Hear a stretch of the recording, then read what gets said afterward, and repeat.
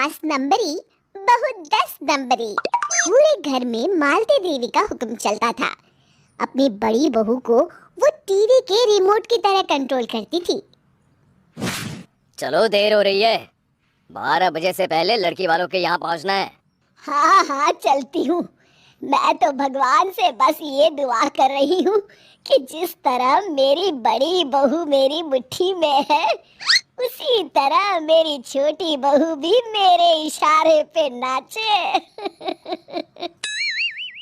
अरे भगवान, भला इस घर में किसकी हिम्मत है जो तुम्हारे खिलाफ जाने की हिमाकत करे। इस तरह मालती देवी अपने छोटे बेटे की भी शादी कर देती हैं। मालती की छोटी बहू फैशन डिजाइनर का कोर्स करके आई थी। उसका सपना था कि शादी के बाद वो अपना खुद का बुटीक खोले। एक दिन, क्या बात है छोटी, तू तो एक से बढ़कर एक डिजाइन बना लेती है। इसमें कौन सी बड़ी बात है दीदी, आप चाहे तो मैं आपको भी सिखा सकती हूँ। हाँ, फिर हम दोनों मिलकर एक बुटीक खोल लेंगे। लेकिन दीदी, उसके लिए तो बहुत पैसे लगेंगे। हाँ तो क्या हुआ, पैसे माजी से ले लेंगे। हाँ हाँ, मेरे पास तो पैसों का पेड़ है ना, तोड़ के तुम दोनों को दे दूंगी।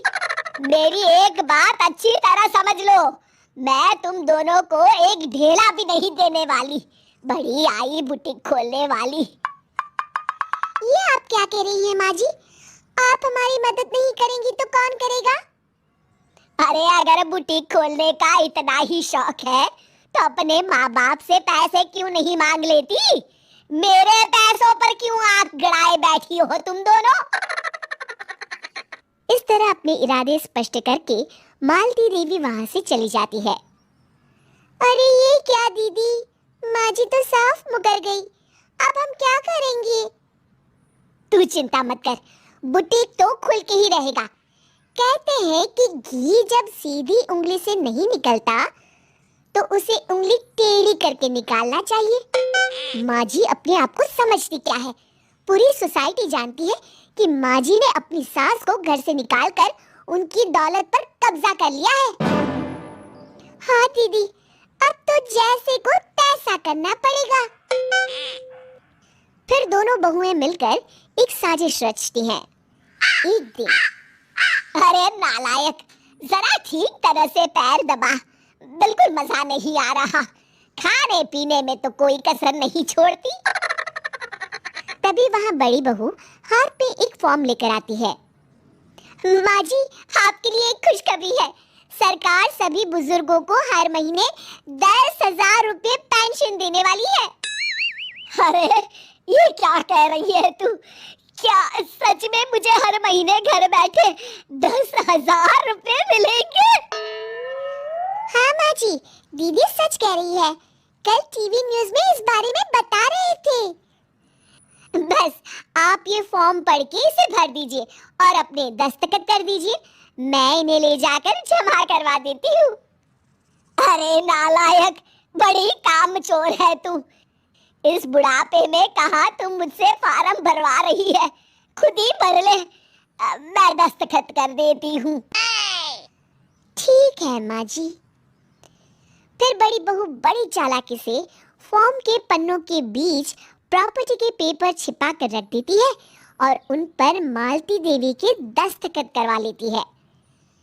कुछ दिनों के बाद मालती देवी अपने पति के साथ 2 दिनों के लिए अपने एक रिश्तेदार के यहाँ जाती है। दूसरी तरफ दोनों बहुएं पूरे घर पर अपना कब्जा कर लेती हैं। मालती देवी जब अपने रिश्तेदार के यहाँ से लौटती है तब अपने कमरे में ताला लगा देख आग बबूला हो जाती है। अरे नालायको, मेरे कमरे में इतना बड़ा ताला किसने लगाया है?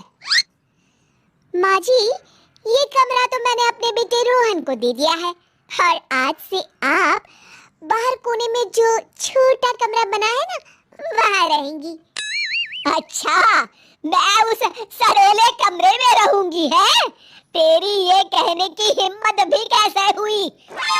और मेरी इजाजत के बिना मेरा कमरा देने वाली तू होती कौन है? लगता है तू भूल गई, इस घर की मालकिन मैं हूँ। तभी वहाँ छोटी बहू आती है। अरे माँ जी, आप इस घर की मालकिन नहीं है। अब इस घर की नई मालकिन हम दोनों बहुएं हैं। ये देखिए, इन प्रॉपर्टी के पेपर पर आप ही के दस्तखत है।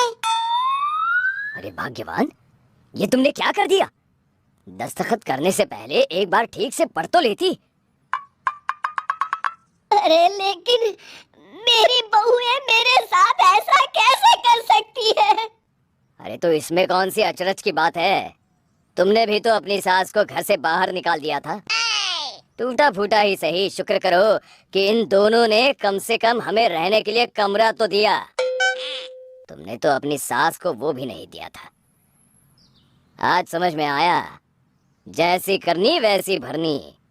चलो अपना सामान उठाओ और चलते हैं।